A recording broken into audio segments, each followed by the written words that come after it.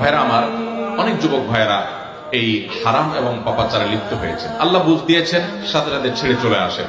যদি সে মেয়ে বিয়ের উপযুক্ত হয়, দিনদার হয়, ভালো মনে হয়, দিনদার মেয়ে তো আর প্রেম করার কথা না। দিনদার মেয়েকে এই 2 নম্বর কাজ করার কথা। কিন্তু তারপরে এমন হতে পারে একসময় সে করেছে, এখন সে দিনের পথে ফিরে আসছে, অথবা এই দিক থেকে তার দুর্বলতা ছিল, অন্য অনেক দিক থেকে মাশাআল্লাহ সে ভালো। তাহলে সব দিক থেকে ভালো হলে পারিবারিক ভাবে তাকে বিয়ে শাদী করার উদ্যোগ দেয়, সেটা অবশ্যই প্রশংসনীয় হতে পারে। যদি দিনই কারণে তাকে অগ্রাধিকার দিয়ে আপনি করেন, বিশেষ করে ভালো, এটা হতে পারে। কিন্তু এর কারণে আপনার অটোমেটিক আগের পাপ মাপ হয়ে যাবে, এত সহজ না। আগের পাপ মাপ হওয়ার জন্য আল্লাহর কাছে মাপ চাইতে হবে। কি চাইতে হবে?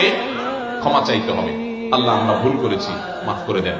তবে হ্যাঁ, ওই যে যারা এই প্রেম, আমি তো প্রেম শব্দ বলতে আমার ইতস্তত বোধ হয় এই জায়গায়। আমি সব জায়গায় বলি ভাই, এটার নাম কখনো প্রেম হতে পারে না। বিবাহ রহিত যে ছেলে মেয়েদের যে ইটিস পিটিস, এটার নাম হলো ভণ্ডামি।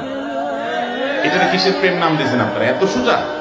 প্রেম বা ভালোবাসা যদি বলতে হয়, সেটা স্বামী স্ত্রীর মধ্যে হবে। কার মধ্যে হবে?